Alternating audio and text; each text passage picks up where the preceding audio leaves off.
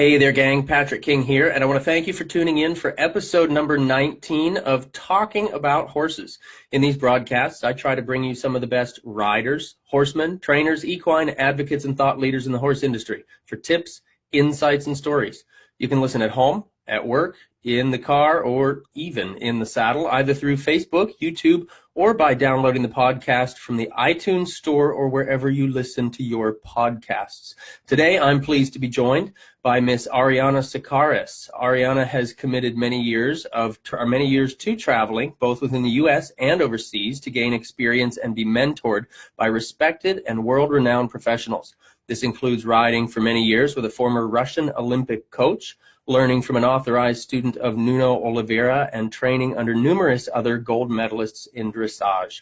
She's gone on to learn and gain experience both nationally and internationally alongside accomplished horsemen and horsewomen in the field of liberty work, and has performed at events such as the Denver Stock Show, Briarfest, and the U.S. Dressage Finals. She currently travels for clinics and offers a very unique virtual lesson program that allows her to work with anyone in the world at any time. And today, she's here to chat with all of you, our listeners around the globe. Ariana, thanks so much for joining us. Thank you so much for having me. This is great. So for anybody out there that doesn't yet know who you are, even after an introduction like that, can you kind of start us off, give us a little more about who you are and how you grew up in horses? Sure. So I started riding when I was about 5 years old, and at the time my family was living overseas in Greece. So that's where I started riding, and my mom gave me my first riding lessons, and she said that when I stopped listening to her, that's when she put me in a lesson program. So started learning from some teachers, and from there, we came back to the U.S. and went and started riding at a riding school, and working with different rescue horses they had in the riding school program. And my curiosity about horses just kept growing and growing, and especially encountering so many different horses of different backgrounds and having different stories and things like that. And so from there, it just kind of, the more people that I met that were doing what I wanted to do, the more questions that I had, and it really became like a fun journey for me to travel and to meet people and learn from people, and kind of anybody anybody out there that I saw was doing really great work that felt right to me, that looked right to me. I always tried to go and ask them if I could go learn with them, even if it was just one lesson, or even if it was something that was 2 weeks or longer. But I kind of took this journey to go seek out and find the people that I liked the work that they were doing with horses. And my background, under saddle is in dressage. That's kind of what I've always pursued. But alongside that, I think my bigger pursuit has been how do I really work with the underlying state of the horse, with their mind, with how they see me, how they view me, no matter what I'm doing with them. So the underlying state of that horse, how do I get that horse to feel better and work better with me, and for it to be real? That's really kind of the basis of everything that I do now. But the journey to get there has been very, very interesting, because I've kind of followed my gut along the way and met some very amazing people along the way as well. And I'm continuing to meet amazing people that are doing great work. And certainly all the horses that I meet are teaching me quite a bit as well. So yeah, I guess that's a little kind of background there, but brief background, but yeah. Yeah, that's good. So what had your family in Greece? So my father worked for the government, and we were stationed over there just for 5 years. So I was there when I was in elementary school, and went to a British embassy school there. So it was just for 5 years, and then we came back to the U.S. So a short trip, but it was very, very good to kind of grow up those 5 years in a different culture, and all my friends were from different countries. So I learned to enjoy learning about different cultures and languages from a very young age. That's awesome, especially at that young of an age. Right, exactly. Yeah. That's great. And so you initially had goals to be an international rider, is that right? Yeah, because that's kind of all that I knew at the time, and I I was riding with, a certain trainer, and he was, kind of suggesting and pushing the idea to me to keep pursuing riding, and it appealed to me, but on some level, my gut knew that there was something more that for me. And not to say that top riders don't have that, but for me, my interests I had to follow my gut feeling, and I knew that I had to pursue kind of a different route at some point. And I'm very glad that I followed my gut, because I think that it's led me to areas that I never knew existed, and really kind of pushed my learning, and pushed what I was even seeing when I was just looking at horses in general and watching them behave. So, yeah, my first wanted to be a rider, and I still pursue that alongside my other goals, but it's not my main focus anymore. Okay. Yeah. Yeah, it sounds like it's taken you down some pretty awesome pathways, so that's great. Yeah, definitely. That's great. And so you spent some time in France then also, right? Yes. So after college, I went over to France and enrolled in a program where I could teach English for 12 hours a week. So, I got to have them put my hours on, let's say, Monday and Tuesday, and the rest of the week I would go and try and learn from people, actually anywhere in the country. It's about the size of Texas, so it gives you kind of a perspective. But sometimes I'd hop on a train and go literally 9 hours to go spend the weekend somewhere to learn, and then hop on the train to come back. And, I thought, well, I can either sit at home for that time and sit and, read or work on the computer, but I can also sit on a train and do the same thing. Sure. And get somewhere new at the end of it. So it was a good, very, very good few years, learning a new language, and especially learning a new language and learning the horse vocabulary. That was something in itself, because, you might be able to hold a conversation, but then you go to a farm or you go try and take a lesson in another language and you don't know the word for, like, canter or halt or anything like that. Gotcha. So right. Sure. Definitely was good to start to learn that kind of stuff. And all those, all that vocabulary came along with just time, but it was very, very good for me to be there and to see people working that I wouldn't have been able to meet had I maybe not traveled, Right. Very cool. So you started out, you said you were teaching English then? Yes, teaching English, because that got me over there to have a job, to be able to stay there and live there for that amount of time. So Gotcha. Yes. Yeah. Okay. Is that what you went to school for then, teaching? No, I actually got my degree in biobehavioral health. Oh, okay. And at Penn State University. So I got my degree there, and it kind of just left the door open for any healthcare or something like that field. And healthcare has always interested me more in the sense of well-being for people and animals and things like that. So it was kind of the degree that most fit based on what they had to offer. It fit what I was interested in the most. But while I was pursuing my degree, I was equally outside of the school pursuing the horses and seeking out, experience and professionals, just not at the school, Gotcha. So then the desire to go overseas, then that was just because you wanted to travel, or was France something specific? You wanted to go there for the horsemanship, or what was the deciding factor there?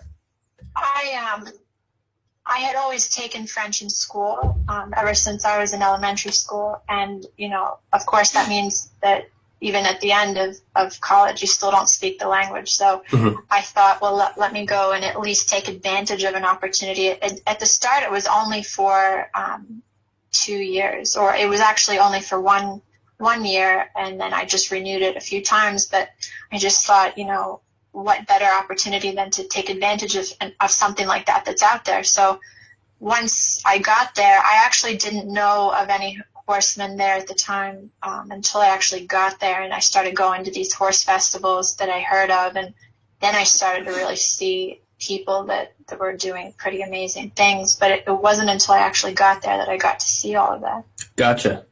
And it was at one of the festivals that you really got interested in the Liberty work, is that right? Yeah, that's right. So I went down to Cheval Passion in the south in Avignon, and it's like a really artistic horse festival. They have like all the artists, they call them like artists from around the country, come down there and perform, and they even have like bars and restaurants where the center of the bar, the restaurant, is a square arena where different performers come in every 15 minutes and perform new acts. And so you really get to see a lot of variety, a lot of different styles, a lot of different horses and so forth. So I went down there, and I went all by myself because I thought, well, no one wants to come. That's fine. I'll go anyway. So I went all the way down there, and I was walking around, and I saw Jean-Francois Pignon had a booth, and behind him he had some like TV screens, and he had all of his white horses, there and doing really amazing things. And there was a line of about maybe 30 people waiting to talk to him, and I thought, well, I'm not going to wait in line, So I kind of walked by, but as I walked by, I heard this older gentleman ask him, how do you reward your horses? And I never heard the answer, so I was walking around, I started like pacing back and forth, and I was really curious what it was, so I got back in line, and I came up there, and I asked him, I said, hey, I didn't hear the answer to this question, I just heard it walking by, so what is it? And he had said in French, the word was just "Maicom," and that was his answer. He said "Maicom," and he just kind of stared at me, and he said, well, actually, he's like, I just opened up a clinic at my house. We do it just once a year, and he said, if you want to leave a deposit for it, you're more than welcome. It'll fill up, in the next hour here. But at that time, I really didn't have any money at all, and for me to leave a $50 check was that I will not get back even if I don't show up. So Right. I left it, and I was walking away, and I was like, I don't even know where this clinic is, and I just left money and But I ended up going, and then it just like blew my mind because I realized that all my kind of following my gut feeling of all the experiences I've taken have brought me here to this person that's imparting this knowledge onto all of us and me that is so valuable and makes sense and opens up my eyes to so much more. So it was really meeting him that had me even, introduced me to this work and all the possibilities with it. And I very much respect him as a person for what he does, and continues to do. But that's where I learned about that. And of course I saw other people doing similar things as well down there. But that moment, I'll never forget that moment. That was huge. I'll bet. Yeah. And I love that answer, Maicom. Do you want to elaborate on that a little bit? Yeah. So, for me, I guess based on my experience, my interpretation of it, and also my opinion, what I've discovered with that is that what happens is when we work with horses is, we're doing things, we're active, we're asking, we're moving our body, we're, using our tools and our aids, but there's almost like a part of you that you have to develop. Like half of you has to be actively doing and communicating with the horse, but half of you has to be completely neutral and observing what's happening. And it's like there's two sides of it, you have to be able to have a conversation, but also be able to stand there and watch without judging and just see what's going on. And doing all of that, staying in the moment, staying present with that horse, knowing that horse is constantly scanning you, that they're unable to turn their scanner off.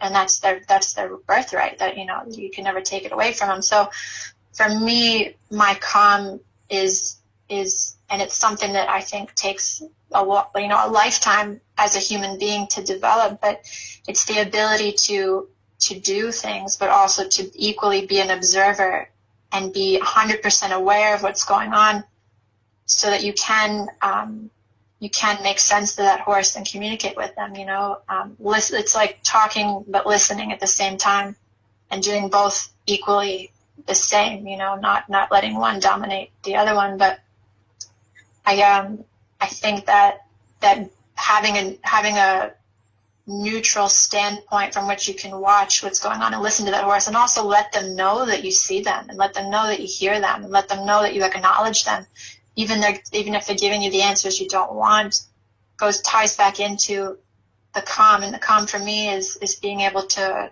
talk, but also listen, and also just be in the moment and go with everything that happens as it happens, you know. And the other thing also is, as much as, and this is again my interpretation of it, but as much as we do with them, we equally kind of, it's easy to forget that horse, you know, you do something, but also behind that horse needs to know that you offer it that golden vault of relaxation that it's always craving, you know? Right. And that relaxation to me is that calm, you know, and it's showing that horse that you see them and hear them and acknowledge what they're doing, because then you can transmit that relaxation to them. And that relaxation to me is just a complete absence of anything, any static, you know, noise in your body or your actions or your intentions, just kind of immediately letting go and showing that horse that you saw what they did or you heard them, you know. So that's kind of my interpretation of the calm. It can have many meanings, you know, but it's something that I think takes practice, because as people, you know, I don't think we're born with that kind of a muscle or feel. So it's something that I constantly try to get better at. And the more I pay attention to it, the more I see how it can really help anything that I do with a horse. Well, internally by nature, we have so much going on, typically. Yeah. You know? Yeah, exactly. Yeah. And we're used to, I mean, it would be awkward if, like, I were to have a conversation with somebody and talk to them and then stand there and just relax and, like, not engage, you know? So right. It's contrary to how we communicate with each other. But I think certainly maybe we could take some of what the horses are teaching us and maybe apply it to people. But I think that word, the calm, is such a valuable thing to be explored by all of us, you know? Yeah. Well, that's such a great mindset, maybe, you know, to maybe that's the word I want to think of, to go into that with that idea that you're going right. to offer that piece first and foremost to the horse. Right. Which sounds a little bit similar to if we were to say the idea would be a release of pressure or something like that. But that's, right. It sounds to me anyway, almost like that's more of a release that you carry inside you. You kind of always have it, and just being there offers that. Yeah. And I think that also holding an intention that, you know, you love. Like for me, I always kind of hold the motto, you know, even with a horse that might be acting in a way that we don't really want, hold the intention that I love this horse, even if I don't know the horse. I love this horse so much that I am going to do what I need to do to communicate with it so that it doesn't feel so bad enough that it has to act this way. So behind your calmness, you have to have an intention that comes from a love for the animal, you know. And I think those two together are very useful in every moment with a horse, you know. Gotcha. So I'm just going to throw this out here, kind of rolling with this idea.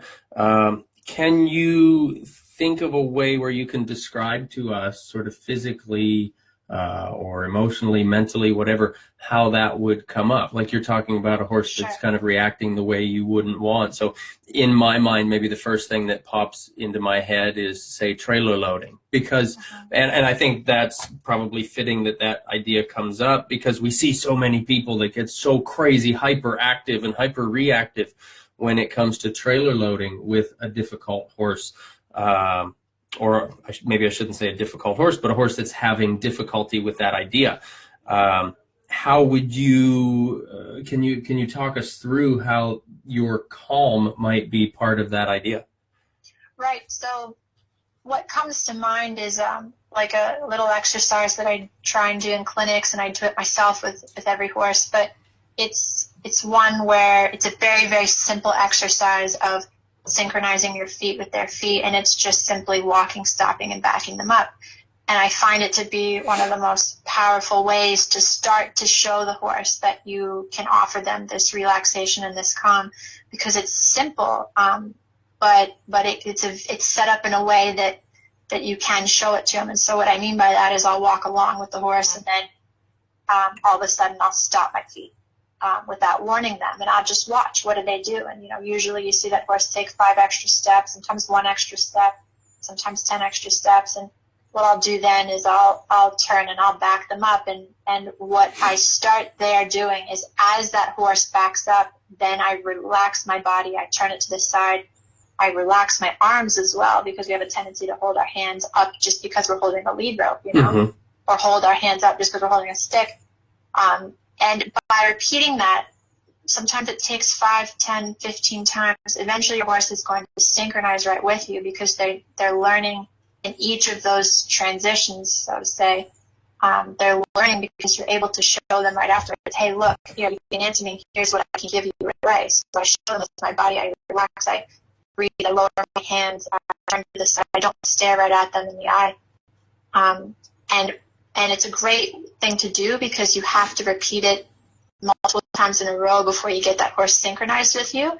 But it's a way for them to start to calculate, hey, there's something in this for me. This person is offering me something when I respect them and I back up when she asks me to. And I find that right then and there I get to start showing them, look, I have this here and I can give it to you, and it's available to you at any time. And, if you communicate with me and start opening yourself up to my suggestions and working with me, I can offer this to you. And so that simple walk, stop, and back up exercise I find to be very useful to just start that conversation. Everything else that we do past that exercise will have the same pattern of me offering that relaxation after that horse does something. And it could be, something like asking the horse to step sideways. As soon as that horse relaxes its body and steps sideways, as the horse is doing it, I relax and change my body stance and breathe, and maybe even put a hand on their neck or something. But I need that horse, and even if that horse doesn't start to catch on to that, that's part of probably a big thing here, is even if that horse doesn't start to feel that from you, keep doing it, because they are going to tune into it at some point. Mm-hmm. Of course, in the beginning, they're not going to necessarily say, "Oh yeah, that's what I've been looking for the whole time. Thank you. Okay, I'll stop doing I'll stop doing the thing that you didn't want me to do." But the more consistent you are, and the more credible you are as a leader. So keep offering that relaxation. Ask them something, and then offer it and offer it and offer it. And eventually, that horse is going to say, "Oh yeah, I see that," and then they're going to magnetize towards that more and more. And that pattern will stay true through everything that you do with them, Mm-hmm. But I feel like the key timing about it is to relax as the horse committed to saying yes, or I'll try, and not, even better than after it's over. As they say yes, or I'll try, or sure, that's the timing to offer that relaxation there. Mm-hmm. And I found that when you can offer it as they're doing it, they'll try harder for you. So emotionally, as they become committed to giving any kind of a response, that's when you're starting to offer that calm. Yes. When I see them make an effort, I'll offer it and say, look, it's right here. Mm-hmm. It's right here for you. And then we'll try again. I'll say, it's right here for you. And eventually, what I love is that they know that I'll offer it to them, and they trust that I'll offer it to them. And I will, Mm-hmm. But it's starting that conversation, because, if a horse has been alive for, let's say, 5 years and working with people in one way, well, of course they're not going to give it up right off the bat just because you've stepped forward. So right. It's a process of unraveling and reconstructing, Right. Now you mentioned proving your credibility as a leader, and I love the words of that. I love how that sounds. Can you talk a little more about that for anybody who might be listening? Because I imagine you see it in clinics. We kind of see it all over. Riders or handlers that kind of struggle with that piece, that being a credible leader for their horse. So what are your thoughts on that? What does it take to be a credible leader, and how do we prove that to our horse? That's a very good thing that we can elaborate on. I think that being credible means that horse needs to trust that you're there for them at all times, that you're present with them at all times, meaning you know, when you stand, like, for example, at a clinic, someone's standing there, and we just maybe did an exercise of working on respect with the horse, where they don't walk on top of you, and they learn to be respectful, even if they're standing right next to you, you know, not necessarily far away from you. But, you know, all of a sudden, let's say that horse takes a step towards that person, and that person unconsciously steps backwards. To me, the horses are constantly asking us questions. And those questions come in the form of a nibble on your arm, or a question in the form of nibbling on the lead rope, or a question in the form of pushing you off your feet, or pushing their shoulder into you, or, you know, even more severe kicking, rearing, like, you know, things like that. But those questions that those horses are asking that might start out, you know, as that nibble on the lead rope or as that nibble on your arm, they really need us to answer them, you know, because especially, I mean, we all know a horse that you take it into a new environment or add a new stressor in its environment, and then all of a sudden it starts wanting to nibble on you or push you off your feet. Well, I think those horses are asking us, are you really here for me? Do you really have my back right now? Are you really going to be here and protect us in this environment? Because I need to know right now. And I think in those moments, that's when we have to be there the most for them, because that's when they need us. And they have a right to ask us those questions, because, you know, being born with their DNA, they can't turn that off, you know, and we have to respect who they are as animals. So I think what credibility, one part of that is that it applies everywhere. It applies in the stall. It applies walking down the aisle. And especially when the horses show us signs of nervousness or distress, they really need us to kind of show them, hey, we have your back. Like, we can take care of this for you. You don't need to stress by yourself. And, you know, something simple as just backing them up or moving them over or doing something to acknowledge that you saw that horse asked you that question and you answer it. So, and I found the more that you answer those questions, the more that they find you credible. The other thing about credibility is, I think, in my opinion, being fair. And being fair, I think, really comes down to, like, I used to play the piano, and I always think of a crescendo, like something that's, when you talk to the horse, you can start really softly, you know, but if that horse is giving you the green light to continue and go into the medium category or the more firm category, then part of being credible is that you have to be willing to do what that horse is asking you to do. So, you know, sometimes, you know, you start talking softly to them and they hear you right away, and then you offer them that relaxation. But if a horse needs you to be more firm, and firm does not have to be a negative term. It doesn't, you know, dominance, dominance, you know, in our language is something that's sometimes coined as a negative term, but you can have a very good influence, you know, being dominant. But anyways, what I need to say is that being fair, like, you know, you can't jump into the medium category right away and start half shouting at your horse. You also can't jump into the firm category right away and start shouting at them or yelling at them through your actions. But credibility for a horse is always giving those first few signs and then increasing those signs as needed.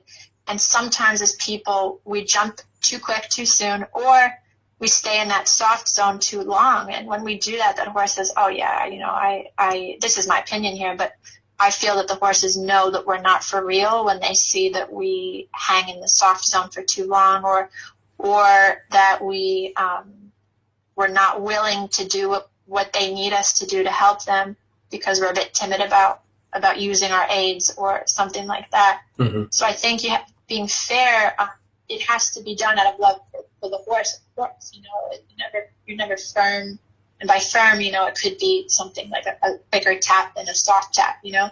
But I think that it's important that you always start softly and increase as needed. But some horses give you that green light and say, hey, I need you to step up more and show me that you're for real here. And if you can't, then I know that it's okay. That's okay. But I know that now I need to kind of protect myself and kind of move my feet as I need to, you know? Right. So credibility, fairness in your aids, fairness in your intention as well. Like, I always say, like, if you're having a hard time and you're starting to get maybe upset with a horse, we'll just put him away and come back 10 minutes later, or come back the next day, come back with a friend, come back with another professional. But if you can hold that intention that you want to communicate because you love the animal and you want to do what they need you to do for them to feel safe and protected and under your leadership, that's a good thing, and that's very different than losing a temper with an animal. So I think credibility is also fairness, and also just continually pursuing knowledge of how to better read what they're doing and better and develop your own toolkit so that you can use different tools at different times as needed as well. So I think developing a feel for timing is very important when it comes to credibility, but also being vigilant all the time, that the work that you do in the arena is not all of a sudden turned off when you walk out of the arena. Right.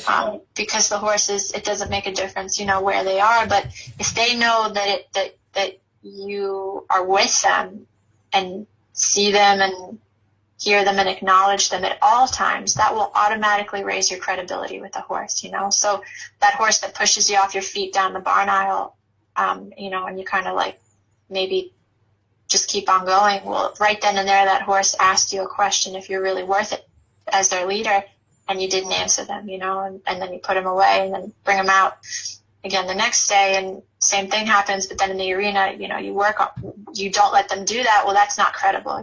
Credibility is all the time, everywhere. You're there for them, and you're being their leader for them. That's kind of my take on it, in my opinion. Mm-hmm. And so a lot of that has to do that. The credibility has a lot to do with the consistency there. Then also, yes. Yes. And the maybe congruency with what you're looking for and the way that you're asking it. So like you're saying, you wouldn't just jump in right away whole hog to some sort of firm or hard response. Right. Particularly if you want the horse to be responding lightly, you're not going to jump in with a harsh response right off the bat, because then you're not giving him that opportunity to respond lightly. Exactly, yes. And also learning, the personality of your horse and how you can adapt your tools and your exercises specifically to your horse for what it needs. That's also, in my opinion, involved in being credible, that you do what that horse needs, not what the one next to you needs, Mm-hmm. Right. So how do you go about figuring out what that horse needs? Is that something where you have like a set of exercises or steps, or you look for certain signals, or how do you define, or how do you think of, well, this horse needs me to do this, whereas this other horse needs me to do that other thing? Do you have a formula you go through, or how do you work with that? Well, I start observing how that horse is responding to me when I start to, for example, even going back to that walk, stop, and back up exercise that I do with all the horses in at clinics. Right then and there, you can kind of tell whether you have a horse that's a little afraid of you, or whether you have one that might be easily pushed into annoyance, or one that might be a little bit timid. And the way that I kind of see it is, if you see, for example, for a fearful horse, they might be a little bit more jumpy and quick to respond, and if I see that, then what I'll do is I'll start to adapt what I'm doing by, for example, maybe after I ask them to do something, I'll walk in and put a hand on them every time, and by put a hand on them, I mean just place my hand on their neck, Okay. And especially with a fearful horse, sort of as a grounding move? Is that what that is? Yeah, exactly, because sometimes even the motion of petting or patting a fearful horse can cause them to flinch each time. So I'll be very specific, and instead of petting or patting them, I'll walk in and just firmly kind of place a hand on them and just wait until they relax, Gotcha. And I might do that over and over until that horse knows that, hey, the worst thing that's going to happen when you walk up to me is you're just going to put a hand on me. Right. Like a gentle hand that's reassuring and grounding. Mm-hmm. So, but if, for example, I see a horse that's starting to maybe push their ears back and act a little, their nose gets a bit tight and they're getting a little bit annoyed, what I might do for that horse is back off and start to show them, ties back into that relaxation.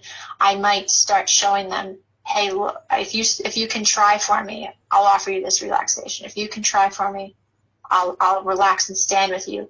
And I found with the horses that get a little annoyed, by breaking it down into very small steps and showing them each time that you can offer them that they start to dissolve and kind of diffuse that annoyance. Because I think, and I don't know, so you don't know if it comes from confusion or if it comes from pain or anything like that. But I change the exercise based on what I see when I start it. So I might walk in there and say, okay, I'm going to back that horse up. But as soon as I start to see how that horse is reacting, well then, like I said, for that fearful horse, I might walk in and put a hand on them. For that annoyed horse, I might break it down even smaller and just ask them for like one step back and then show them that I can relax, or, basically adapting each exercise. But I observe how that horse reacts when I ask them to do something.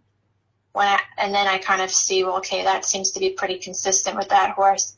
And maybe I need to adapt what I'm doing to help that horse feel better, and feel more balanced with me. So I don't have necessarily a recipe for that, but I usually can start to see it right from the first exercise that I do with them. And I'm just basically observing how they're reacting and seeing, whether they look annoyed or afraid or timid or unsure. And then I adapt that exact exercise to kind of help that horse in the moment. And that applies for any exercise, but usually I start with something simple like synchronizing their feet with my feet, and right then and there I can kind of tell how they feel about being with me. Gotcha. Yeah, you can get a feel for them. So we could say that would be very similar to meeting a new person, right? And yes. You're trying to engage in some sort of a relationship, friendship with them. You got to kind of feel around them a little bit, see who they are, see what they're all about. Yes, exactly. And it's only, and it's fair. It's very fair to do that. And you have to do that because each horse is different, and they have, just like the people, each person is different, and we all have our strengths and our weaknesses, and we all have different parts of our personalities that are more developed than others. But, at the core, every horse wants a leader and appreciates being guided by a fair leader and one that has their best interest in mind. So you kind of go through the layers of the personality to get to that core. But I think all horses share core common values, and core needs that they need met when they're in our presence, Mm-hmm. Mm-hmm.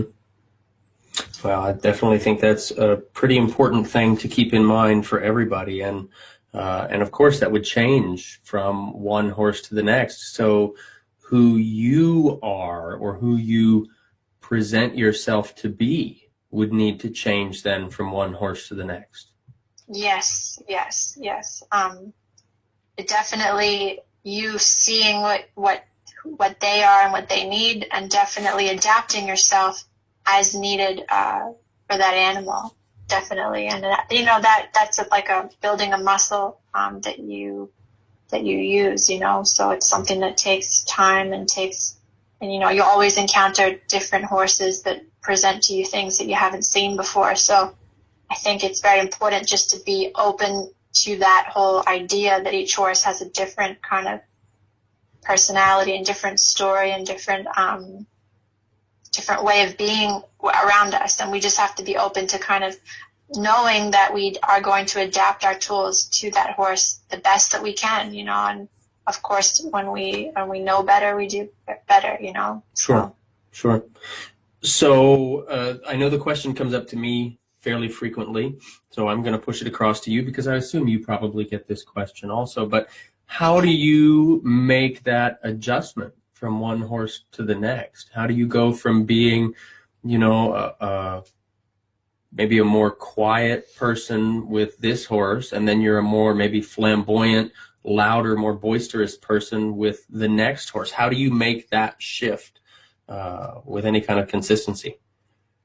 Right. So I think that whenever I maybe switch from one horse to another horse, I always kind of, it's like cleaning the slate, you know, I always start fresh, scratch everything, and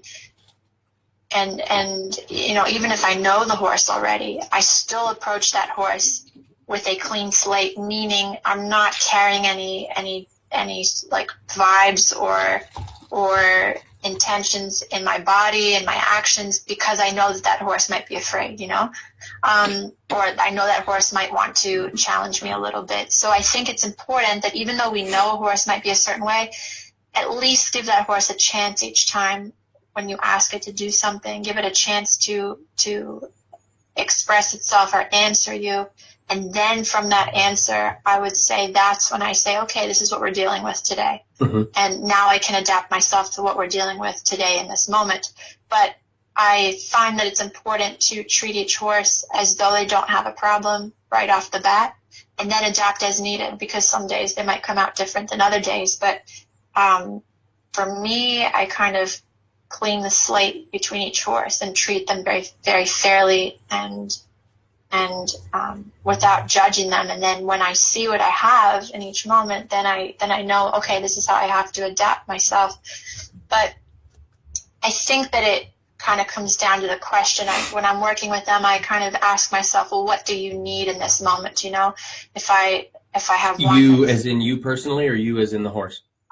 As in the horse, like okay. When I'm riding them or watching them in the groundwork, I think, what do you need from me to feel better? And it might be that I have to reassure them. It might be that I have to show them that I'm there for them in the form of respect, you know, honorable respect. It might be that they need, you know, something else. But I think that it's important that you observe without judging from the start, you know, because it's very easy especially when someone comes up to me and says, I have a horse that bites, or I have a horse that is so scared of a whip. Please don't pick up the whip around my horse, you know? Mm-hmm. Well, when I walk up to that horse, the last thing that I should do for that horse is act as though they're afraid or act as though they're going to bite me. You have to go up to them and act as though they're not going to do that. You know, keep it in the back of your mind to stay safe. But if you walk up to them with the intention of, okay, I know you're going to be scared, so I'm going to be on guard right now. Right. Well, that horse is already reading you and saying, why are you scared? Well, I should be scared then too, you know. Mm-hmm. And that's kind of the dynamic I think that happens a lot between owners and their horses, is that there's a dynamic where that person kind of matches the horse's energy and what they have. And that doesn't give a horse the chance to release it, you know? Mm-hmm. Matches or even adds to. Yeah, right? yeah, adds to it. So sometimes it's pretty amazing, you know, if you have a horse that's afraid of a whip. I think a lot of the times, you know, people that hold whips that know that their horses are afraid of whips, they hold their hand with a lot of stress, you know, because right. they know that horse is afraid of it. And there's a very big difference between holding a whip so relaxed that it almost falls out of your hand because you don't even realize it's there, versus holding a whip in your hand with a lot of tension because you want to purposely hide it from the horse or make sure that you can control it.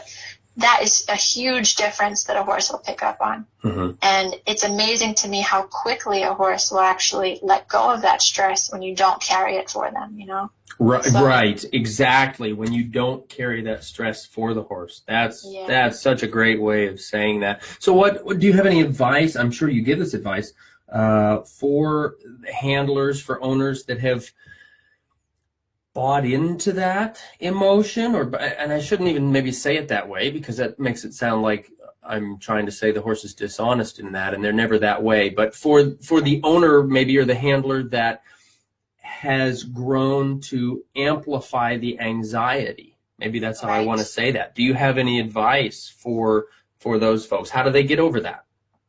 Right. I think that, well, there's a few things I want to say about that, but I think one thing that's good for people that feel like they're in a rut, in a pattern with their horse that they can't get out of, first of all, attending a clinic, even as an auditor of a horseman or horsewoman that you admire and enjoy being around or seeing their work. I think that being in a group with other people that are learning is a very valuable way to help you kind of get through that that kind of a situation where you're in a rut with your horse and you can't really let go of that stress you have around them, because you can watch other people also go through the same thing.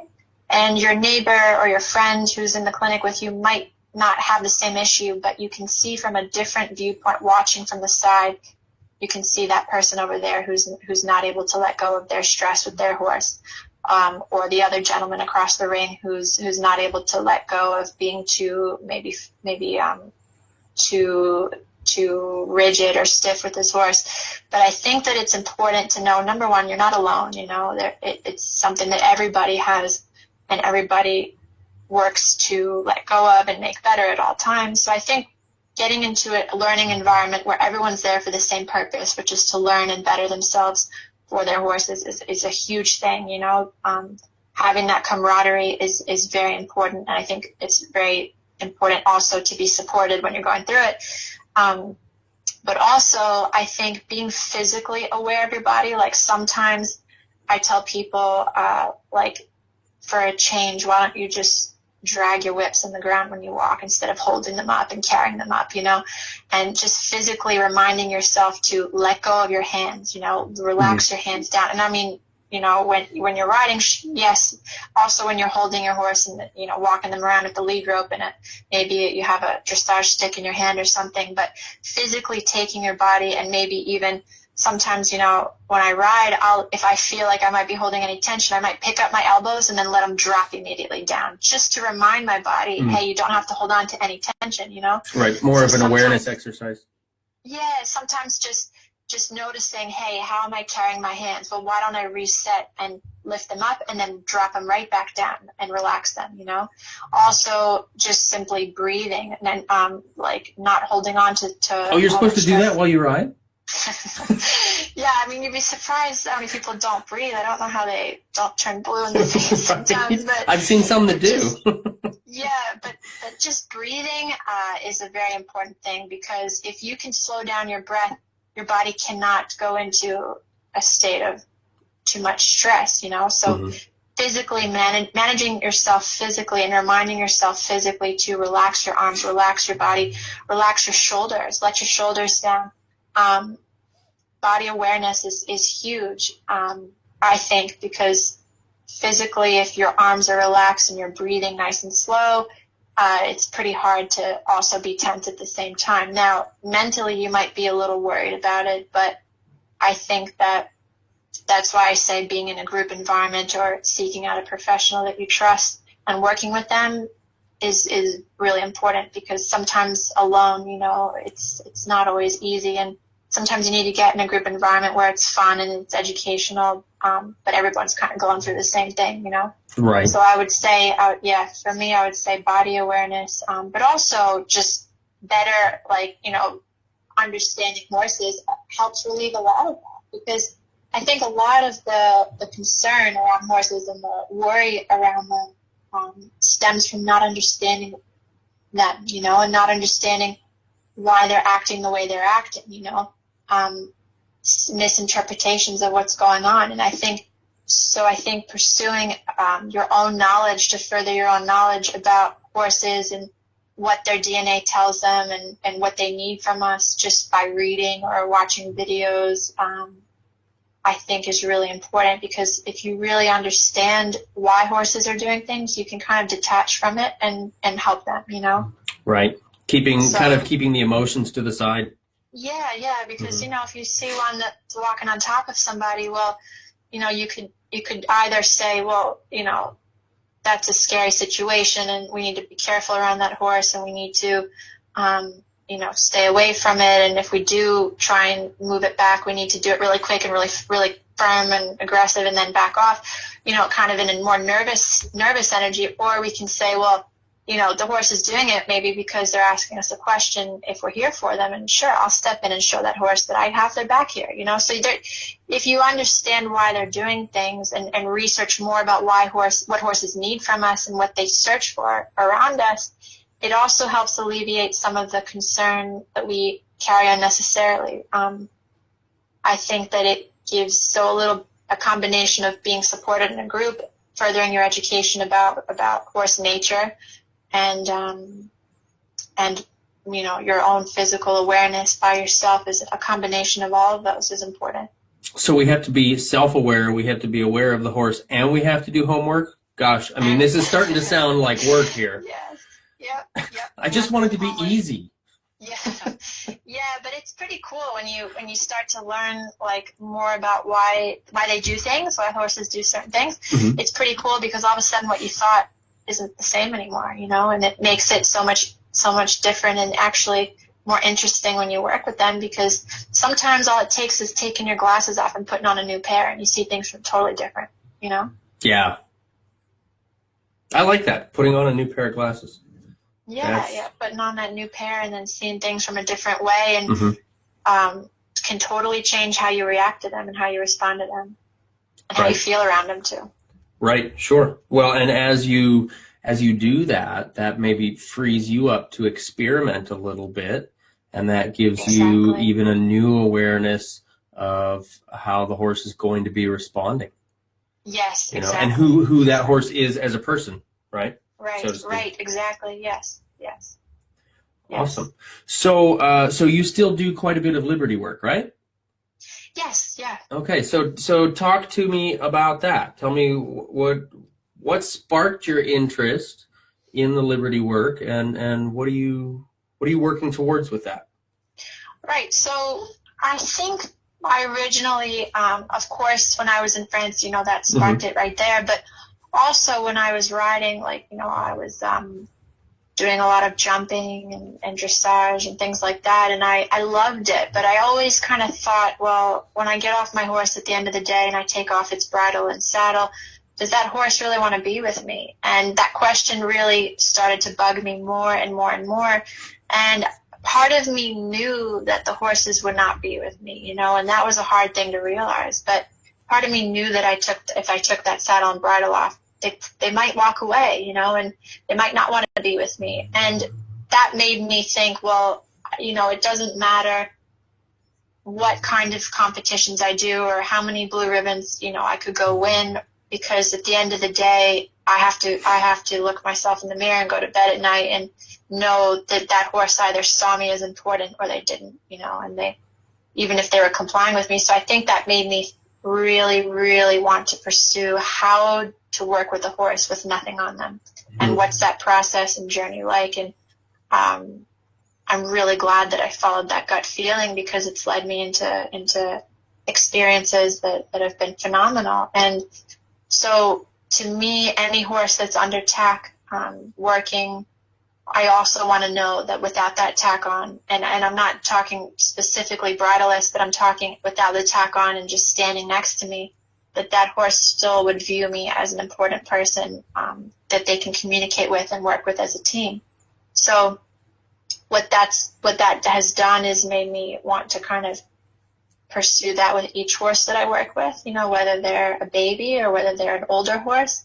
But on some level have that horse where I know I could unhook them and that they would still want to be, around me. So where I want to take this, I think, is right now I have two mares. I have a mare that was in a kill pen in Oklahoma, and I've had her for a little over a year now. And then I have Mustang that I competed with at the Mustang Makeover in Lexington, and I've had her since March. And what I'd like to do is put them together in a team where they're working together around me at Liberty, and hopefully eventually add in some more horses and I'd like to add in horses from unwanted backgrounds. So maybe some rescue horses or things like that. But I'd really like a group of horses that represents many different backgrounds, different stories, different situations, that we can all come together and work together harmoniously. But they don't all have to be the same color, or they don't all have to be the same breed. I really would like to have a very unique, diverse group of horses that works together with me. And what I really love doing demos. I love being able to talk about both of my mares and their backgrounds and my experience working with them, and of course performances as well. But I think demos are great because you can talk more to the people who are watching. in addition to performing to music. So I would like eventually, honestly, to be able to take my group of horses, whoever they are, down the road, and go to a completely open land where there's nobody around, no cameras, no Facebook, no cell phones, and be on the back of one of them and have the other ones loose around me and just work with them together. And the only people that I want to be there are me, the horses, and whoever's watching from up above, Yeah. And to me, that would be the ultimate goal for myself. And it's one that's so personal and so connected to the animals and to the environment that it would be something that nobody would ever see except me and the horses, And I think that's kind of where I'd like to take it for my own personal goal. But of course, I would love to continue doing demonstrations and sharing with people what these specific horses have taught me and what they can also share with other people. So that's kind of where we'll keep going and doing clinics as well, and hopefully using the horses in clinics to help people learning. So yeah, I have goals going forward as far as educating people and performing, inspiring people through music and through watching what I would do, but as well I have my own personal goal. That's awesome. I love that. So, and you're no stranger to the demonstration arena and to the competition arena. And if I understand it right, you competed this past spring in the Midwest Horse Fair Star Search competition, right? Yes. Yeah, and that was with your rescue mare from the kill pen, correct? Right. Her name is Mermaid. Yeah. Mermaid, that was it. Mermaid. Yeah, Mermaid. And at the time, so I had found out that they had that competition, and I didn't even have a horse yet. And I thought, my gosh, I have to go get a horse. So I got, it's a strange story, but I got some help to get her all the way down from Texas, all the way up to Lexington, Kentucky. And I had her, and, we did about, very little work together, and we submitted a video, and it went through. And then we had a little over 6 months of working together before we got there. And so I only knew her for a short period of time before we competed, but it was a very, very good experience. And I think it was really cool to take a horse that was standing in a kill pen, like 7 months ago, and then now we're on a stage where there's like 8,000 people watching, and this horse is completely connected to a human. I thought that was really cool that horse had that journey, and right. That was just the start, and it was funny because I had this whole routine planned, and I had it all mapped out, and she had never been in front of a crowd that big before, and when the music started, I had to scratch the whole plan and start with a new one right within 5 seconds, and it went great. We did what we could, and she really tried for me, and that was amazing. So it was a really good experience. So why did you have to start with a new plan? Just the stress of the environment? What happened? Yeah, because one thing that you can't really replicate too much unless you have thousands of people is, when you walk into an arena where there's thousands of people there, it's one thing to hear the noise, but it's another thing to feel the vibrations of the people there, like feel their feet, feel the sounds, the bass noise of the music, all that kind of feel. I think that those vibrations, like really, really, she had not had that before. And so when that happened, when they said, turn off the lights, and then the crowd started roaring, she felt that. And I was standing kind of in the middle of the arena, and I was waiting for her to run out towards me, because she always knew to do that. And she was having a really hard time, so I ran back into the chute area and waited until she saw that I was there for her. Okay. And then as soon as I knew she saw me and knew that I was right there, then I we let her go, and then so we kind of missed the first part of the act, and then honestly we improvised from there based on what I had planned. But I I did, I flowed with it as she could, and it still went really, really well. And I was really proud of her for doing that. And it was a very good experience. But sometimes, you have a plan and then you see the horse is not able to go right along with it, and you just adapt it and go with the flow, and it still turns out great. But I think sometimes you got to be willing to just ditch the plan like right away, Yeah. No, and that sounds very smart. And we do see a lot of riders that kind of end up with they get almost dumbfounded, right? They don't know what to do. Yeah. They weren't planning on that happening. So that's definitely credit to your years of experience and your time and your knowing of your horse also in that situation. So, just next time invite 8,000 of your closest friends to like a dress rehearsal or something. Yeah, exactly. I'm sure I'll have no problem finding those people. Right, exactly. We'll just, put a post on Facebook. We'll get them all there for you. Exactly, so, yeah. And you still ended up doing all right though, didn't you? Yeah, we came in second place. So second place. Really well, I'm thinking with a big hiccup like that and still coming in second place, you must have had your shit together, right? You pulled it off. And I thought, let me show her that we're going to do what she does best and what she knows best. Mm-hmm. And I'm also not going to try and contain her at all. So I let her kind of flow with a higher energy throughout the routine. And she's normally a horse that has a little bit less energy, but she had a lot more that day, and so we just flowed with it, Mm-hmm. Sure, and I'm sure that was all credit to the energy and the kind of electric energy of the whole situation. Yes, I think so. Yeah, well, that's pretty cool, and again, that's testament to how much you knew her and how much you trusted that relationship that you had together, that you were able to trust her and kind of go with the flow. Right. That's awesome. That's fantastic. So, and then your Mustang mare, you competed with her in the Extreme Mustang Makeover here also in 2017, yeah? Yes, yeah, Wildheart is her name, yeah. Okay. And we did the Lexington Extreme Mustang Makeover, and that whole experience was phenomenal because, it was funny. I was going to pick her up, and I was hoping that I would get a gray mare, and I was hoping that I would get a horse that would really change my career for the better.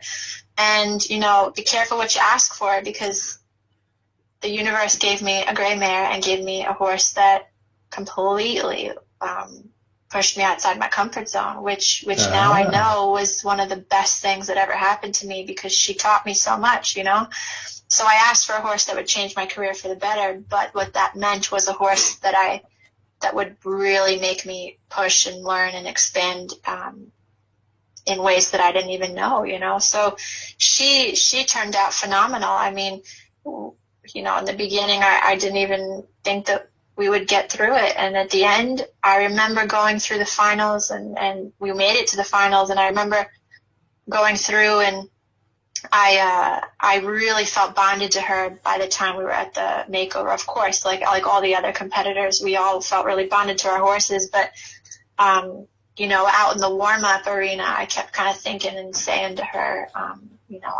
I'll tell you exactly what we have to do out there. You're not going to be alone, but just wait and listen and trust that I'm not going to abandon you out there, And, I'm studying my pattern to go in and trying to focus on that. And it was kind of weird because she kind of turned her face as I was saying that and looked up at me.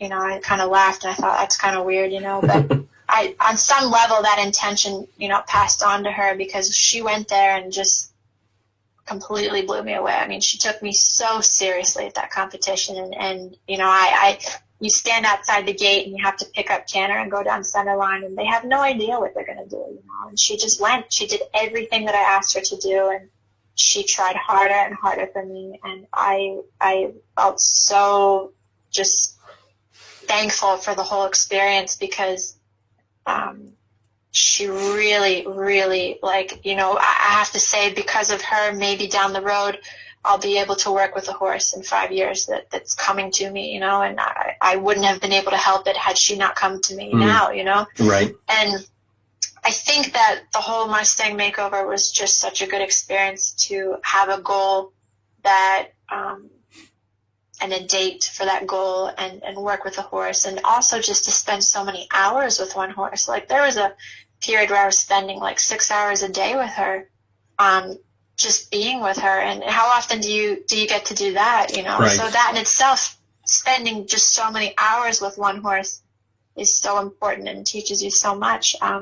But she's a phenomenal mare, absolutely phenomenal. And I have to say she's probably one of the most phenomenal horses I've ever been able to ride. And all my friends who might be listening might be laughing because it was a hard journey, but I really feel like she's one of the coolest horses that I've ever gotten to ride, and she's a Mustang, you know. That's fantastic. So what was your biggest challenge with her? Getting on her, like, you know, I took a really, really bad fall off of her, and by bad I mean it looked bad, you know, somersaulted and landed on my back, but it didn't. I wasn't sore. I would tell you if I was sore, but I wasn't sore at all and didn't get hurt at all. But just getting on her was really hard, and also like the fact that she was so introverted as a mare, like very, very, you know, not expressive in how she would express things, like very introverted, kept everything to herself, and very, very reactive, you know, and you know, partly like I had to understand, like, you know, she was a wild horse, and now she's, you know, with us, and maybe she doesn't want to be here, you know, and she doesn't understand that she can't go back to the wild. So, I think that just getting on her was the hard part, because she'd do stuff for you on the ground and would do it very, very nicely. But there was a period where I wasn't sure that she was ever going to let me ride her, you know, and with the help of a lot of friends, she, you know, that helped kind of impart knowledge onto me about how I could do things better for her. I really was able to finally develop a relationship and connection with her where she trusted me. And I remember the day, like there was a day where we were working together and I was long lining her, and I had been with her for must have been 6 hours at this point, not physically making her like work, and just working with her mentally on doing different little things. And I remember looking at her, and, you know, all of a sudden her muzzle had relaxed and her nostrils had shifted, and she wasn't as pinched in her mouth, and she was blinking and like actually looking at things and looking at you. And I thought, that's interesting, because I think she just let go on some level. She just let go of that stress. And so I would say the riding part was the hardest. Once she accepted me up there, she really, really started to try hard for me. And I felt so bonded to her that at the auction, you know, I was not going to let her go. And I just held my bitters card up in the air, and I was not putting it. I didn't even put it down and put it back up. I just held it up there, and I just said, like, you know, this horse, she did exactly what I asked her to do. She tried her heart out for me, and now it's my turn to bring her back with me, like I promised her, you know. And so that's fantastic. Yeah, now she's here with me. Yeah, awesome. And I'm gonna take us back to that Star Search competition again at the Midwest Horse Fair, because it occurs to me that I forgot to mention. So you had worked with Mermaid that you got specifically for that competition, Yes. And you had, what, 6-7 months to the competition to get prepared. And Yes. I would imagine most of the other horses that you were competing against, some of those were other seasoned performing horses. Is that right? Yeah, they were. Yeah, and that was something that was that I knew going into it, and made me work even harder. You know, in the preparation. Yes, that was you know, that was. Yeah, that was something that I just kind of wanted to point out for our listeners, so that they sort of understood the challenge that you faced there, because I did know a few other performers that were in that competition who have been performing with their horses for many years. You know, in those public venues like that. So you had, you know, the 6 months to go into that. So very different, I think, in that case to the Mustang makeover, where basically everybody goes into it with 100 days, right? Gentle and then to compete. So, everybody was on kind of a clean slate with that. And with that deal, You were probably the one going in with the biggest handicap. Yeah, As because far she as the didn't time have a clue. schedule. I mean, she'd never been in a place. I mean, I took her somewhere where we had maybe like 50 people applauding, and that was it. But you really can't recreate the energy in a room of thousands of people. No. Yeah. Right. Absolutely. So that's, I think that in itself is an absolutely commendable feat, that you were able to take her from that and compete and do that well, up amongst some of, the very seasoned performance horses. Well, thank you. So. I loved the whole experience. I thought it was very, very good, and loved being around people who also do this, quite a bit. Yeah. It's a different crowd of people. It's fantastic. Yeah. Oh, definitely. Definitely. And everyone's so unique, and Yeah. there was no act like another. So it was great to see different people and what the ideas they come up with. And right. Yeah, I loved it. Right. It's like running away with the circus. Yeah, I think it is. And I think most of my family and friends think that somehow I'm in a circus somewhere. Isn't that what it feels like sometimes, right? It does. Yeah, it really does. Oh, gosh. Okay, so I got an opportunity the other day to watch a DVD a friend lent to me to watch because he knew that you and I were going to be having this chat together. And he knew that I hadn't seen it yet. And it was a DVD that you had produced, you put out, teaching horses to lay down. Right. And I know we talked a little bit ahead of time, and you said that you would be willing to chat with us about that. You've got, from what I saw on the DVD, you've got some pretty interesting ideas on teaching a horse to lay down. Very different than a lot of the techniques that I've seen. Some of the techniques I've seen I think are pretty good. Some of them that I've seen I think are pretty damned barbaric, and I wouldn't put any horse through them. But yours was very unique in that there were no extra tools, no hobbles, no ropes, basically nothing aside from what you'd normally work with a horse with. So can you talk to us a little bit about that? Yeah, so basically what it is just mimicking how a horse would naturally lay down. So the thing is when, it's very, I guess one of the ways that people lay horses down is by using a rope and maybe asking the horse to bow and then from there lay down. But what happens is when you restrain a horse, when you restrain one of their legs, whether it's done, not in a good way or in a way that you're still trying to care for the animal. When a leg is restrained, a horse will resist and park themselves out, meaning that they will resist by stretching out their legs. Mm-hmm. And when that happens, it's actually completely contrary to the position that they would take to actually lay down. So I think that doing it this way is a lot more beneficial. First of all, to people, because you can't get hurt. You're not restraining the horse in any way. You can take the time to go through the process with you and your horse. There's no rush. There's no immediate lay down. And I think that it's just like any other exercise. It's a good way to develop the communication between you and your horse because it gives you many opportunities to work on showing your horse that they can answer you and that you can offer them relaxation when they try. It's just like anything else.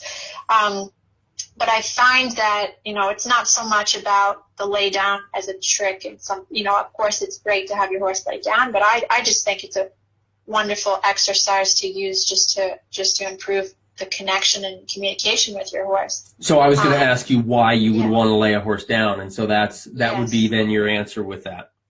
Yeah, because I think that by the time you go through the process of teaching them to lay down, doing it the way where you teach them to mimic the position that they already know, their bodies already know how to do it.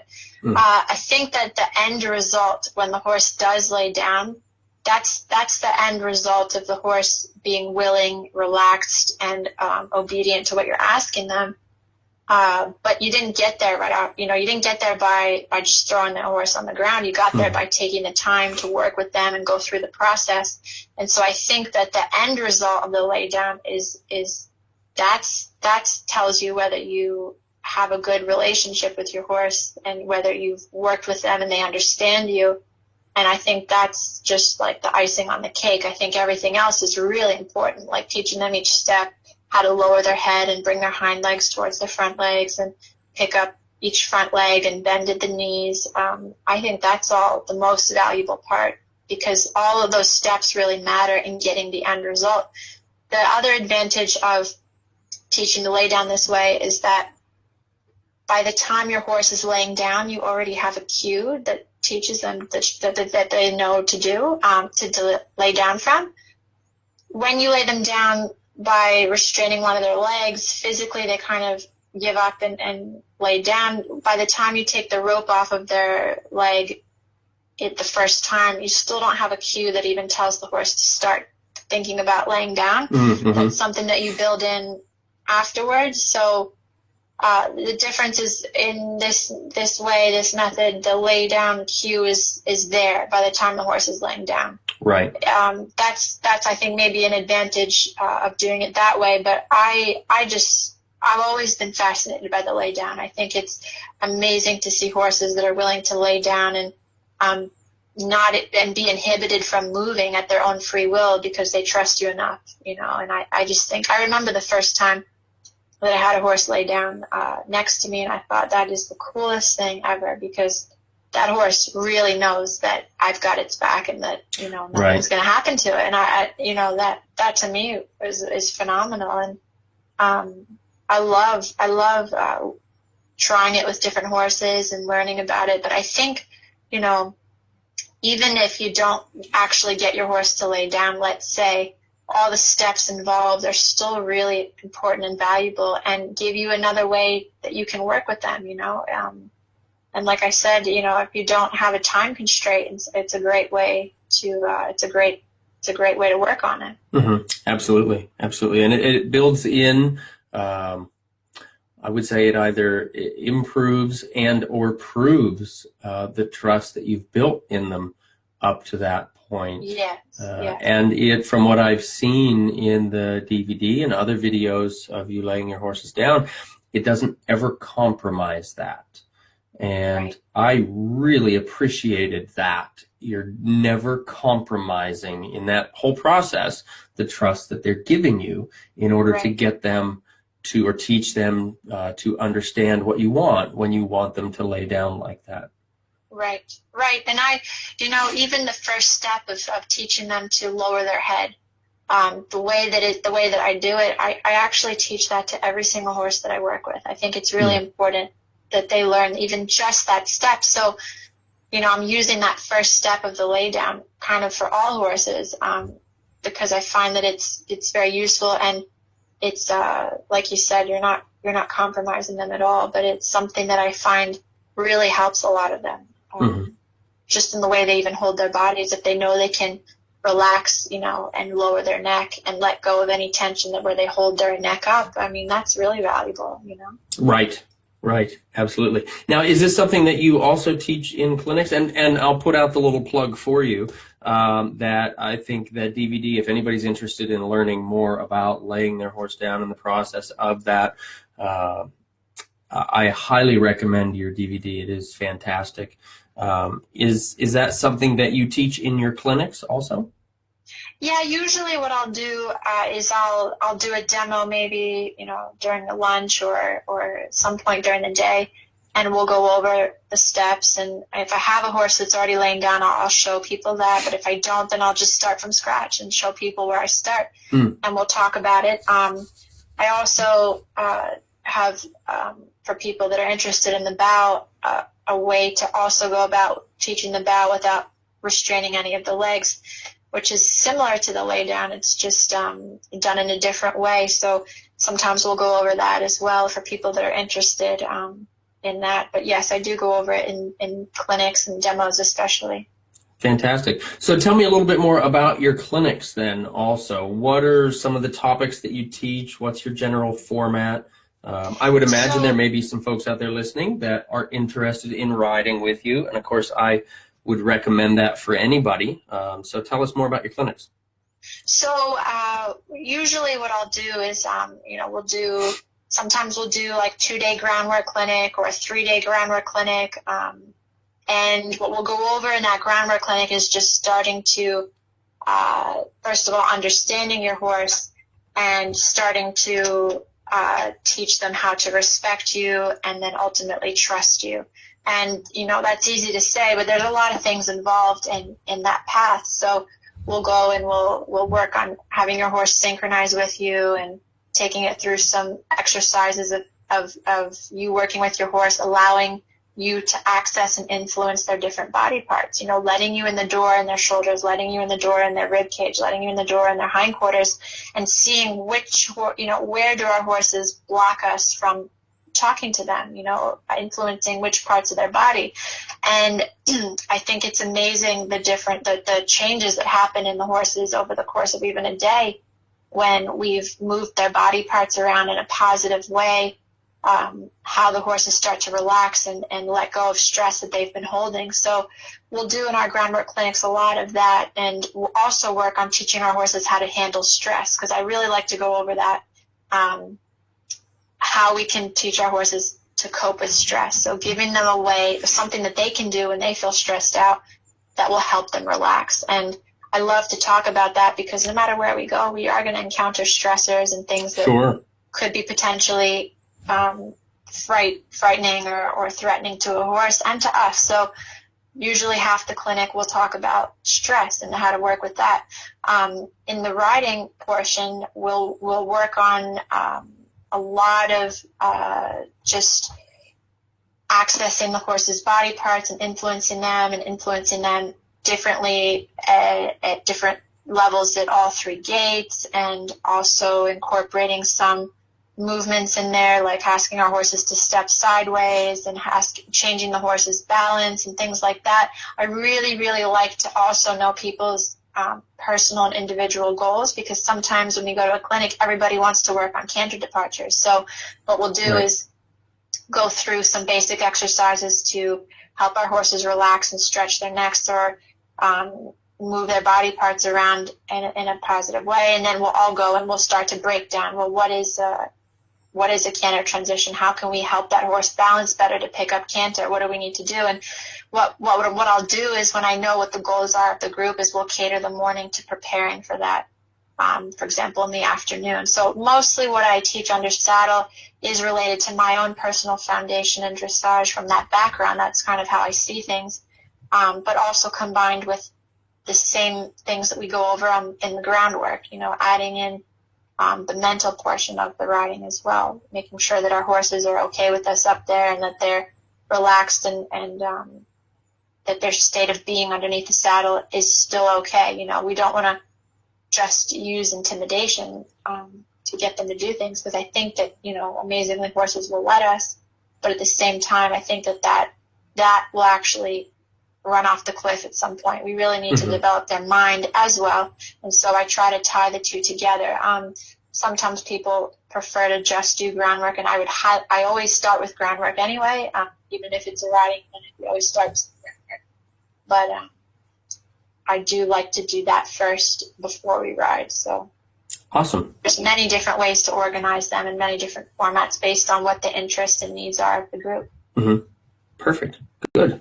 Very good. So we've got a handful of questions that have been coming in from our listeners. So are you okay with fielding a few of those at this point? Yeah, definitely. Good. Perfect. And, while we're live, who's going to actually say no as an answer to that question anyway, right? So nothing like putting you on the spot. Yeah. So Tony asked the question early on in our talk, and I'm glad that she did, because I want to know the answer to this also. What is biobehavioral health? You mentioned that that's what you were going to school for. Oh, yeah. Okay, so...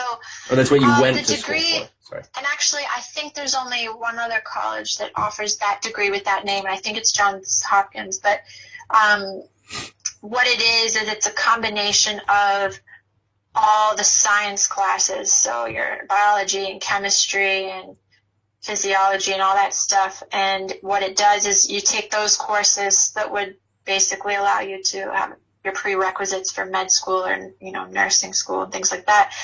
But you also have to take more specialized courses, for example, in stress. How does the body respond to stress? What happens on on a cellular level. When, you know, we have stress we took courses on addiction, what happens physically when someone's addicted to something, you know, really interesting courses like that. So it's a combination of like the sciences with some more specialized courses and mixing in psychology and behavior in there as well. So it was kind of like a way to sample a little bit of everything related to a future in healthcare, some sort of healthcare degree or some sort of degree some sort of field where you're working with people's behavior or their bodies, their health, their well-being in some manner. And I just thought it was, you know, I could have gone and maybe done a full biology degree, but I wanted a little bit of everything, you know, and just enough to kind of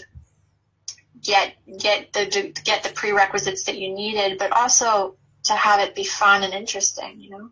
So it was a very interesting degree, and you really could cater it as you wanted. All of us had to take the same courses, but at some point we got to kind of pick and choose which ones we took, which was really cool because I took some very interesting classes. So that's kind of what it was about. That's very neat. Very cool. So Ginger asks us a question here, and it's kind of a long question, so I'm going to make sure that we can get through this. How do you encourage an owner or handler that lacks emotional control to desire or want to understand more about the horse's point of view? An owner or handler that, okay, so this might even be two questions. So let's start with that one. How do you encourage the owner or handler that lacks emotional control to want to understand more about the horse's point of view? So, what I think is encouraging them to want to understand. That's one thing, because I think that sometimes in order to want to change something and be open to changing something, we sometimes run into a wall, you know, and I think that it's when you run out of ideas for that person, maybe that's when that person says, well, okay, it's time that maybe I seek some help from somebody that I trust, or pick up a book that I think might be able to help me. And that's when you kind of start to say, well, now I'm ready to hear maybe what other people are saying. So in that sense, I think sometimes it takes running out of ideas in order to be open to more ideas. But also encouraging someone that isn't able to have management over how they feel around their horse.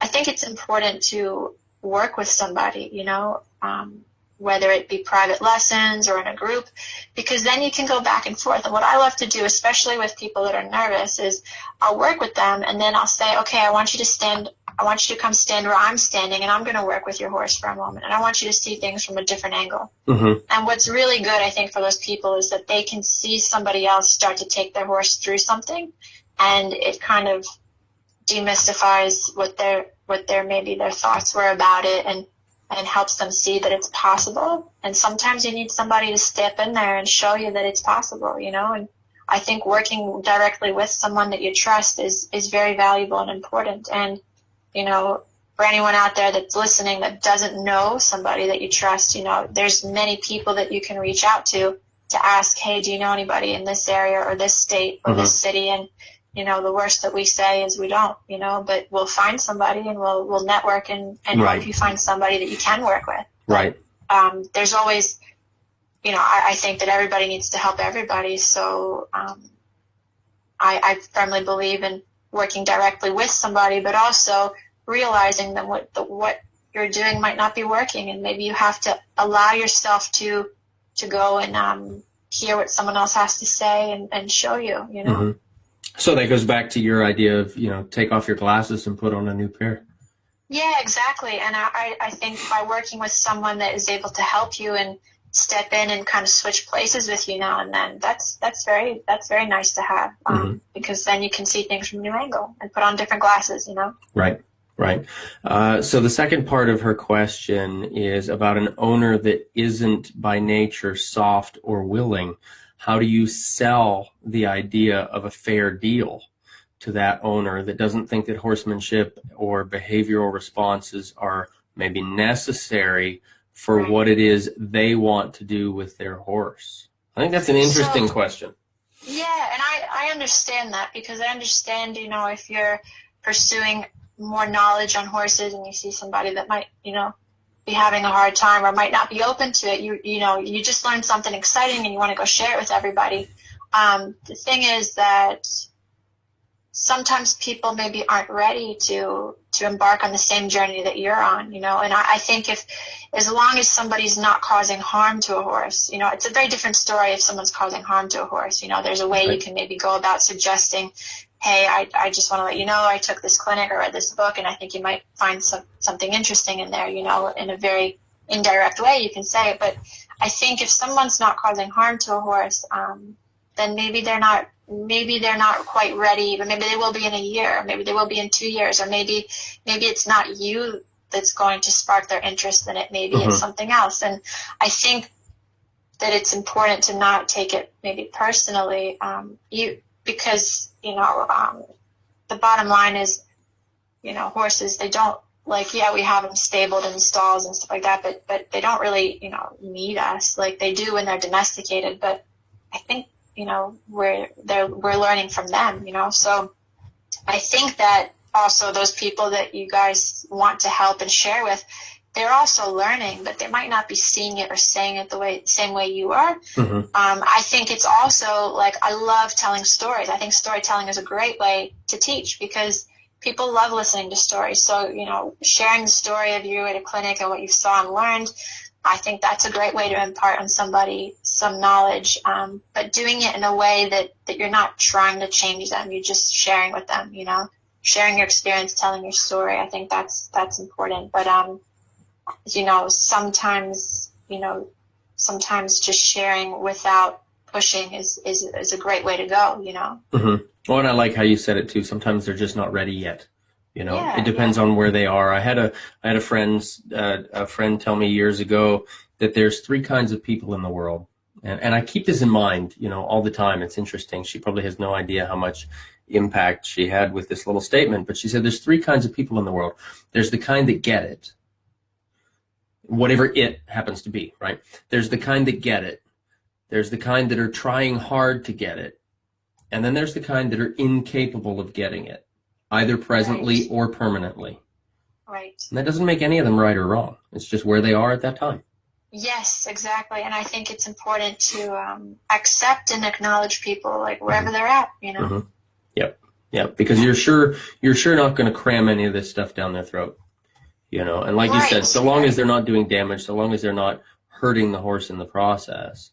Yes. Then, and you also don't want to carry around with you the kind of, because remember, when you're working with a horse, you can't be working for the people watching. You have to be working for that horse in that moment. And right. if you're working with it to try to prove a point to somebody that's watching, you're not 100% there with that horse, because you're working on an agenda. So it's also important to, that it's a very honorable thing to kind of take a deep breath and say, that's not, maybe that person's not ready yet. I'm going to just do the best work I can with my horse right now, and maybe share my stories with them, my experiences. If they don't seem receptive, that's okay. I didn't share it with them anyway to change their point of view. I just shared it because they're my friend, Yep. There you go. I like that attitude. So Anne asks us, is it possible to teach a more mature horse, say a horse older than 20 years, some of the groundwork exercises that you teach? Yes, definitely. Absolutely. I find it really, really helpful, actually, because a lot of it is, stretching their bodies and moving their bodies, and it's a great way to help keep them fit and using their, instead of standing in the paddock or the field, they can actually stretch and move. And I think it's because you can do it. You don't have to have them trotting and cantering. You can do a lot at the walk. You can do stuff at the halt. So I think absolutely. I think it's a great thing. Perfect. Yeah. Good. So Anne, next time Ariana is in your area teaching a clinic, sign up, even if your horse is older. So awesome. Good. So Kendra asks a great question, and Kendra's always asking great questions. She says, the hardest part for me is to adjust my response to a horse that has a history of dangerous behavior. How do you walk yourself through adjusting yourself, and what do you bring forward to the horse? Right. So I think it's important when you know maybe a horse that has a history. First of all, if you're at all concerned about a horse maybe being aggressive or hurting somebody, I would definitely suggest maybe having somebody there present with you, maybe another professional that you trust, someone that you can feel is there and available to help you or tell you things from a different point of view, because you don't want to be alone. Or at least somebody to call 911 or film it to that's post on Facebook, right? Gently going towards that. Yes, exactly. Someone that can call. Basically, if you get hurt, someone that's there. You don't want to be alone with a horse that's aggressive. But at the same time, I would say, so first of all, have somebody there with you. And if you're at all concerned that the horse has hurt somebody before, I would have a professional there that you trust, and maybe have them help evaluate for you or with you. Don't be alone, The other thing is that and we talked about this earlier, remember when you walk towards a horse to go get it in a stall or put a halter on it, and you walk towards it with the intention of, I'm a little bit afraid of you right now, but I'm going to kind of act tough because I know you could be dangerous. That's not a very reassuring energy to pass on to a horse, Mm-hmm. It would be better if you walked into that stall with the mantra, I'm here for you, I'm going to treat you just like every other horse, but you have to respect me, That's a different attitude to walk in the stall with. And I think that you have to, if you're going to work with a horse that has maybe a history of aggression or things like that, you have to be able to walk in and put those feelings aside. And if you don't feel like you can, then I would have somebody that you trust and that could help you do that, because it's not worth it to get hurt. It's not worth it to put yourself in a dangerous situation.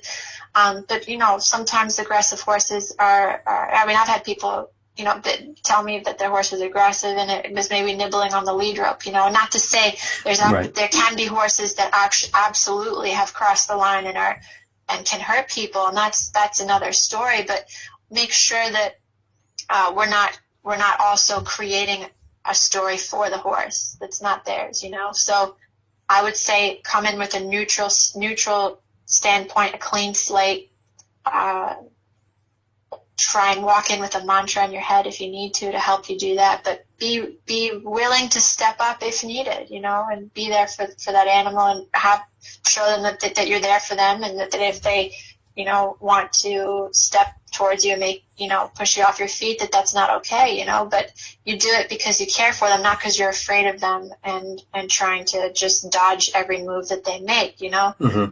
So I would say if you're at all uncomfortable, definitely get a professional there with you that you trust. That's not something to be taken lightly, but at the same time, even that professional that comes in, every horse that I work with that might have some, let's just say aggression, I have to leave that at the door. I have to. Otherwise, mm-hmm. I can't stay present to do my job, Right. I have to. I say, okay, there's the story. Great. I heard it.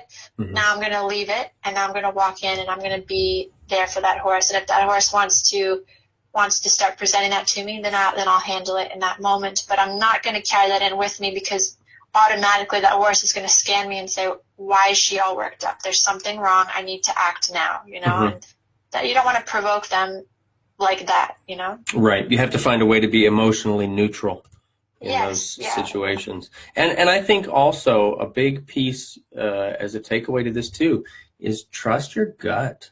Yes. If you feel like it's over your head, don't try to be tough and push through it, because it's like you said at the very beginning, that's not going to help, because that's putting through a totally different energy than being there because you're confident and because you can help. That's a very different kind of energy than trying to just be tough and get through it. Yes, and I think it's an admirable quality in someone to say, hey, I'm not comfortable, do you mind giving me a hand? And mm-hmm. even among professionals and colleagues, I enjoy being able to share with colleagues of mine and we'll switch places and look at things from different angles. Like, I love doing that, and I think that's great to do. So definitely don't feel ashamed doing that. Right. Absolutely. Yeah. Absolutely. All right. Fantastic. And thank you, Kendra, for that question, because I think that's really important for a lot of people to understand that piece.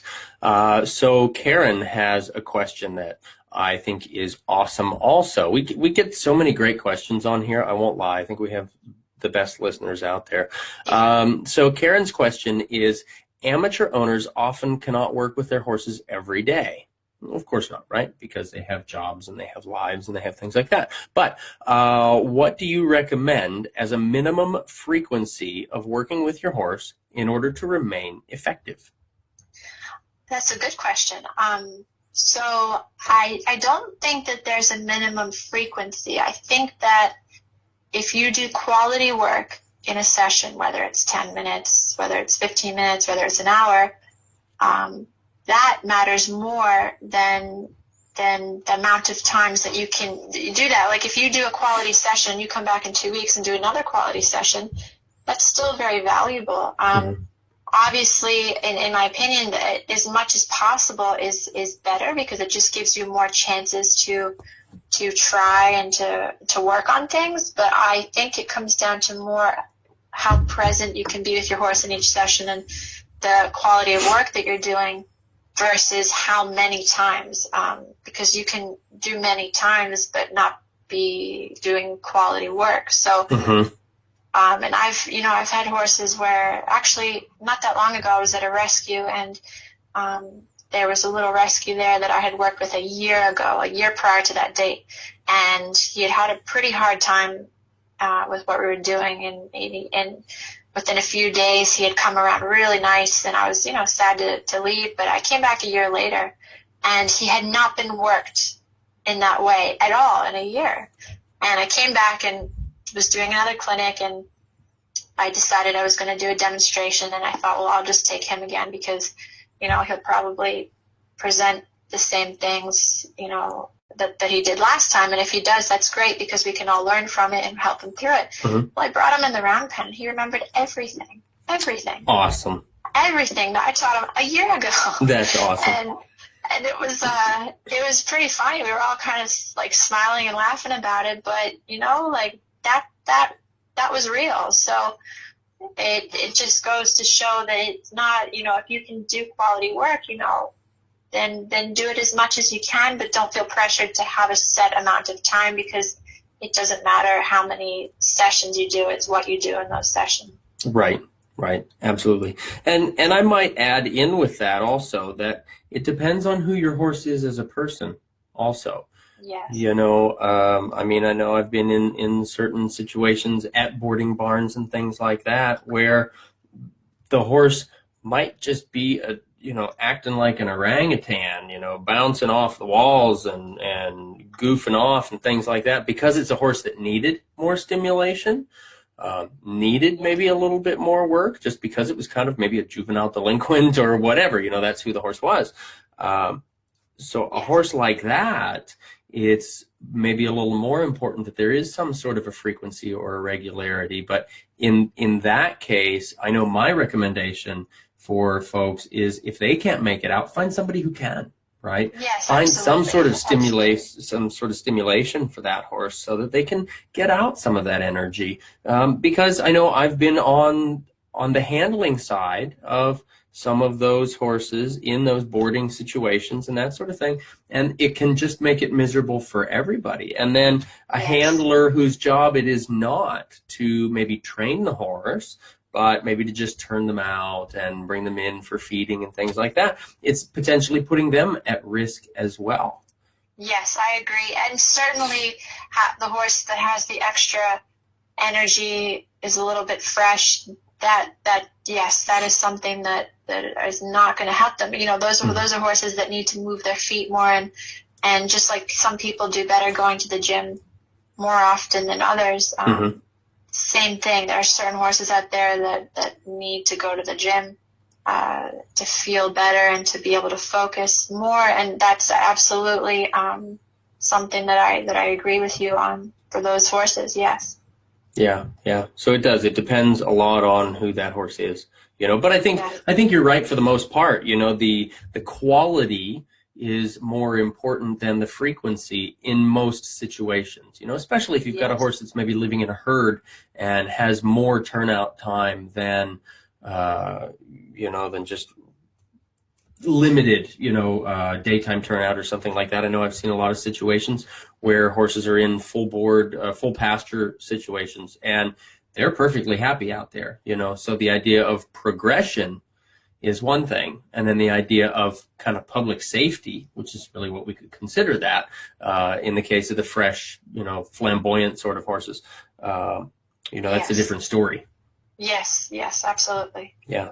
Great, great. So those are the questions that we have there. Looks like a great time for some wrap-up questions here, if you're keen on those. Sure. Sure. Awesome, fantastic. So, Ariana, if there was one specific thing that you would recommend for riders to focus on as a primary means of improving their horsemanship, what would that be? So for riders, for who are riding, correct? Sure, yeah, or, Yeah. or, or for handlers on the ground.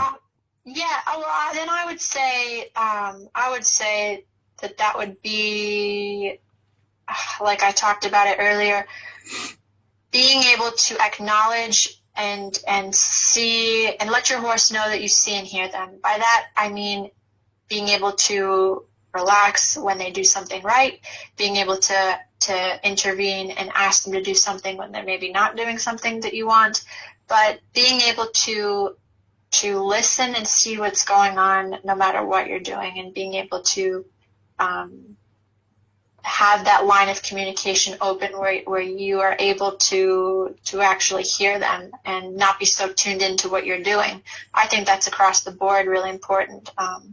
So definitely, as much as you're riding, as much as you're doing on the ground, also be watching them and letting them know, hey, I saw that. Hey, I felt you do that under saddle. Look, I'll relax right now. Do you feel that? That to me is really important. I love that. I love that. That's fantastic. If you could ride with anyone, past or present, who would it be and why? I think I would go and I would love to go back and ride with Jean-Francois Pignon in France. I think that would be cool. The guy that I met down at the festival. I think that would be really, really cool. Just spend some more time and just learn new things with him. I just really really loved watching him work with the horses. Yeah, especially now that you've had the time to work on those ideas, right? Yes, Yeah. yes, absolutely, yes. And just to go back, and now I have some different ways that I see things, but to go back and again kind of maybe hear things and then they'll apply differently to me now. But I would love that, yeah. That's awesome. So what is your personal present definition of horsemanship? Wow, that's a good question. No pressure, but around the world, people are listening and waiting now. Yeah, waiting on this live broadcast. I think it's, so much I want to say, but I think it's just continually knowing that there can always be a better way, and always better way for me personally, always a better way to work with each horse, and knowing that it's never, like, our learning is never over, and always to be open to the process and the journey of it all, and to strive to have a willing horse that's relaxed and feels like it can understand you and that you can understand the horse, and being open to what other people are doing that you like and things like that. So I think it's just getting to the core of the horse and communicating with that horse in a way that it understands, making sense to that horse. And I think horsemanship is, as much as it's a journey, like with the horses, I think it's a journey for ourselves as well, like getting to know ourselves and becoming better people and better around the animal, So true. That is great. Yeah. How can folks find you? You can find me either through my website, which is arianasakaris.com, and you can send me a message there, or send me an email, which is on there as well. You can also, if you like my Facebook page, you can send me a message through Facebook as well. And I believe the phone number is also on the website, so that's another way you can reach me. That's fantastic. All right. So at the end of almost all of the videos that I do and all of the broadcasts that I do, I ask a question to our audience. And that's a question that anything random really that pops up to the top of my head. I put it out there and folks answer the questions in the comment section for us. Now, anytime I have a guest on, the guest gets to ask the question of the day. And I never prepare people for this because the randomness of it is amazing. Okay. So what is our question of the day? So I think that it would be really cool if everyone could share the moment that brought them the most joy with their horse. It could be something from when you're young. It could be something with the horse you have now. But which moment put a smile on your face that you could not wipe off your face with your horse? And I think that would be really cool for people to remind themselves of. I love that. That's awesome. I cannot wait to read everybody's answers for that question. That's awesome. So gang, put your answers to that question in the comments section below this video here. And I'm going to check in, and I'm pretty sure Ariana is going to check in also to read your answers for that. That's fantastic. Ariana, thank you so much for joining me for this broadcast. This has been so much fun. Thank you so much. I loved it. I really did. Good, good. Awesome. And I think everybody else out there has loved it too. I've seen lots of little heart emojis floating past during our conversation. So that's awesome. So gang, I want to thank you so much for tuning in for episode number 19 of Talking About Horses. I really appreciate you giving Ariana and I your ear. Please remember that if you've missed any of it, you can access the full broadcast here through Facebook, on YouTube, or by streaming from iTunes or wherever you get your podcast from. Through whatever outlet you're listening, please be sure to give us a rating, a comment, a review, and a share. Your word of mouth is the fuel for this fire. Tune in next week, gang, for Talking About Horses, when I'll be joined by rider mechanics expert Wendy Murdoch. Thanks so much, gang.